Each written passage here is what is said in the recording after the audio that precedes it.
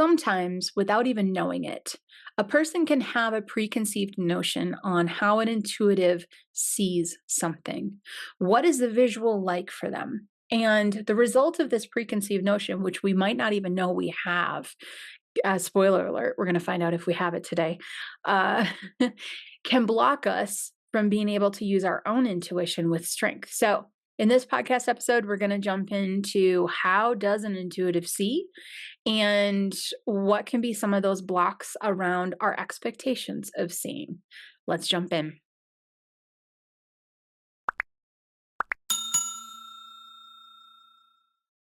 Okay, right out of the gate, I want to talk about aphantasia. Either you have heard of this term and said, no, doesn't fit me, or you've heard of this term and you've said, that's it. That's why I can't see.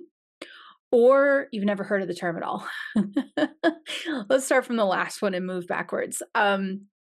Aphantasia is it affects about 2 to 3% of the population, and in essence, what it is they cannot visualize something. Their brain is wired in a unique and beautiful way, but they can't visualize. So that's in essence, in a nutshell, what aphantasia is. And if we go back to the people who hear about aphantasia and say, "Oh, that's interesting. That's not me," I think that's great. But let's focus really on the people that say, that's what's wrong with me. That's it.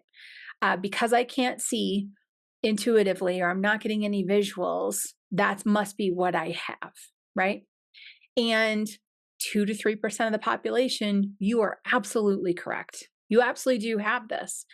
So for you, I'm going to take a little sidestep here intuitively. For you, if you have aphantasia, chances are very good that your other senses are extremely heightened intuitively. Please, if you do have aphantasia and you cannot visualize anything, please know and embrace the fact that your intuition can be incredibly strong through sound, through touch, through feeling, heck, through smelling and tasting as well, right? Because when one of our senses isn't participating, then the other four kick in even stronger. So people that come up to me and say, oh, I have aphantasia, so I can't see anything intuitively, so I can't get intuitive information. I say, okay, yes, you have it, and nope, you can get something. I'm going to have to push back on you a little bit because intuition doesn't have anything to do with whether or not you have aphantasia or not. If you have that, this is a matter of relying on your other senses. If you've ever known someone who had one sense that was not working, their other senses kick in to support them in this human experience. So it's the same thing intuitively. Now, that's the 2 to 3%, right? Then we have another percentage of people who are stuck thinking that intuitively visuals will look like this, or this. And this is what we're going to get. This is the meat of the podcast today. And they have a preconceived notion by no fault of their own. I'm going to talk exactly why that came around, and it is not anyone's fault. But they have a preconceived notion of how they should be seeing intuitively. And when it's not happening for them that way, they've come across this term and they've decided, well, then I have that. I'm going to encourage you, if you've come across this term, or if you haven't come across this term, but you think that you're blocked visually and you can't see anything intuitively, I'm going to encourage you in this session to stay very open-minded about what I'm going to talk about and about the possibility that maybe it's not that you can't see something visual. Maybe it's this preconceived notion that was given to you, right? No fault of your own. So we're going to step out of the box because I love stepping out of the box. It's always a good day when you get to step out of the box a little bit. We're going to step out of the box and we're going to talk about where did this preconceived notion come from that you can't see anything intuitively. It came from a couple of things, but the biggest perpetrator of this is, and again, there's no one to blame here. I wish there was, but there's no one to blame here.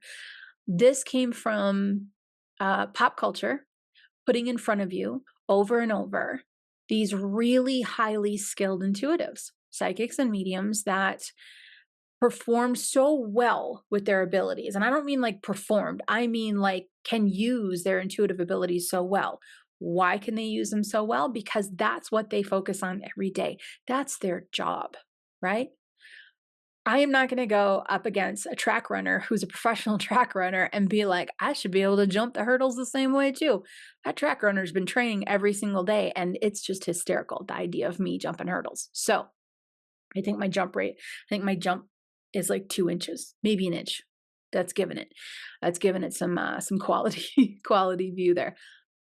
When it comes to these people who are out there who are demonstrating what's possible with your intuition, they do this all day, all the time. This is their job. This is their calling. This is their purpose. Now, pop culture has done a little bit of a disservice to you because, especially in television shows, what they will do is they'll take 2 or 3 hours of a medium delivering messages. Could be an absolute sweetheart of a medium, that maybe like lives on the East Coast. Adore that woman. We won't say any names, but amazing medium. Television producers take 2 or 3 hours of readings and then splice it down into the hot moments, the home run, the hits. Okay. And we watch that 20-minute television show and we think that that's what mediumship is. Now, you can see that this is by no one's fault, right? TV producers are supposed to put something out there that wows you. The medium is really doing good work and doing the best job that she can. And it all kind of comes down to where it gets put in front of you. And we get this preconceived notion that that's what it looks like. That's what someone who can see, that's what it looks like. Now, here's the second part of this. When you do sit down with a medium, let's say, or an intuitive or psychic, well, intuitive's the umbrella, medium and psychic is underneath. But let's say you sit down with a psychic or a medium and they are very skilled at using their ability because they've worked on it, right? And you hear them say, because it's very natural to say, okay, well, I'm looking at this. Your loved one on the other side is showing me this, or I'm getting a sign or symbol of this, this, and this, and I see this, and I see that, and now I'm looking at this. This is a very natural way of expressing what's coming through intuitively for the intuitive. But that can leave the other person feeling like the intuitive is sitting there with these widescreen televisions that are live and in color and in perfect vision, and that they're watching these amazing, detailed experiences unfold in front of them. So then you sit down to try to tap in intuitively, and you're like, I don't see anything. I don't see anything. Now stick with me on this because I'm going to tell you how I see, and hopefully that'll smash this preconceived notion for you. Because again, not your fault, not pop culture's fault, not the intuitive's fault. This is really kind of a no-fault situation, right? Don't tell my insurance company, but it's a no-fault situation, right? And when we sit down with this and we have this and we look at it and we go, you know what? Yeah, maybe I'm assuming that it will look like this. And then when it doesn't, I'm feeling like I don't see anything. All right, let's get to my favorite example, which will help you see, pun intended, what it's really like. And that's me. That's how I see. Because when I've been a professional intuitive for almost 20 years now, and I've done readings for years. I've trained people how to hone their own intuition. I literally live intuitively. Today, I have come to a point that I love my life. I'm in the flow. I live intuitively. It's wonderful. I literally just connected with someone today on the other side of the globe for a chat. I'm in the United States, Colorado, and I talked to someone on the other side of the globe today to talk about something in the personal realm. It's not work or anything. And I was like, "Oh, where are you from?" Because I knew they weren't from where they were located. They had an American accent, and they said, "Oh, I was from West Lynn over by Portland, Oregon." And I'm like, I lived in the town right next to that in Portland, Oregon. They were like, no way. And I was like, yeah. And then they said, yeah, after that we left and we full-time RV'd for a while right out of Portland. We bought the RV and then left. And I said, that's exactly what Terry and I did. We bought an RV and then full-time RV'd. Here's the beauty of this story. Before I got on the phone with this person, I said intuitively, give me a sign that I'm going in the right direction by talking to this person. And here's someone on the other side of the globe that's from the same, oh, not the exact same town, but the town right next door to where I'm from, where I was originally from. And that was my sign. That was my sign. So this is how I live my life now. But it's been a journey getting there. And even with all of this, even with all this years of doing readings and teaching people and everything else, when you hear me talk about what I'm seeing, it is exactly as I said before. I'm seeing this, they look like this, and this is what they're showing me. But what I really see, what do I really see? I really see what I would say are glimpses of things. I don't see in living color. I don't see like a full on movie screen of something unfolding. I see a faded, vague glimpse of something. How do I know what I'm looking at if it's faded and vague? I know because the knowing that comes through my intuition is what tells me what I'm looking at. This is the key point. This is the number one spot in this podcast that I'm going to repeat this again because it's the most important point of this whole thing. My inner knowing, my intuitive channel where I just know tells me what I am intuitively looking at. And that is what fills in the blank. An analogy would be when I tap in intuitively and I see something, it's like standing in a dimly lit room where there's a table in the middle of the room and an apple sitting on the table, just one piece of fruit. And I'm standing in the room and I'm looking at the apple and I'm pretty sure visually that it's an apple because it's kind of got the shape and the vague outline, but it's my intuition that says that's an apple.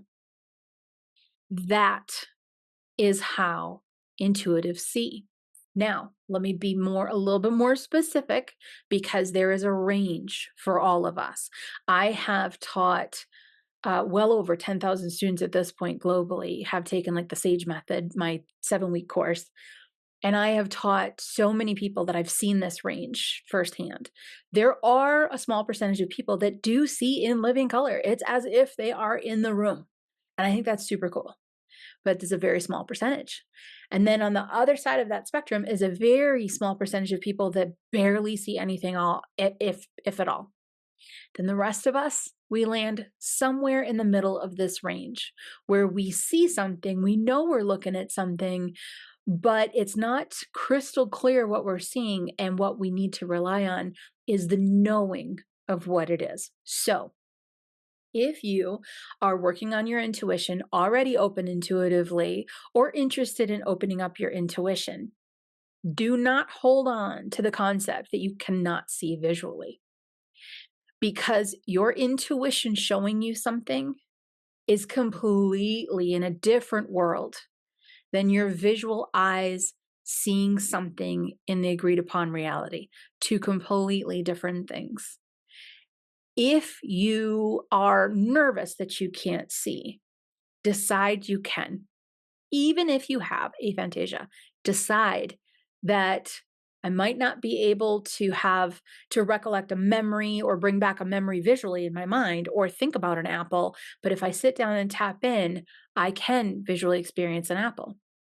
I love this. And then tell people that because it'll blow their mind. And I think it's fantastic.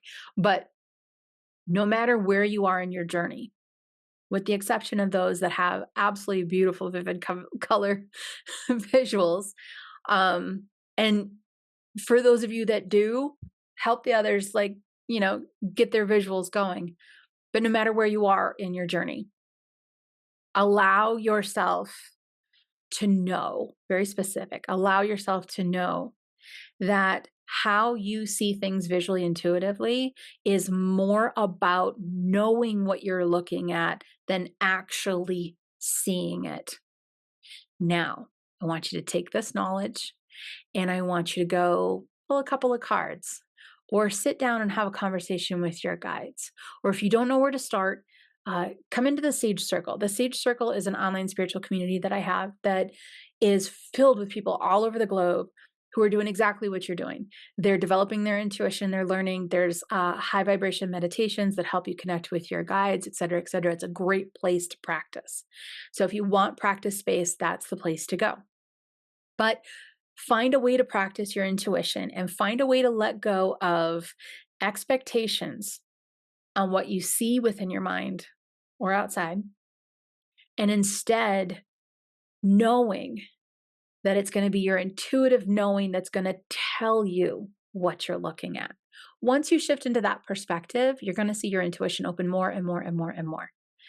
And then come hang out with me, because the Sage method will just expand it even further than that. But this session, this podcast, I really just wanted to address the visual hurdle, because it is. There's that hurdle again. I am not running hurdles. But if you have that hurdle, if you don't think you can see, if you struggle seeing, start relying on your intuitive knowing, telling you what you're seeing.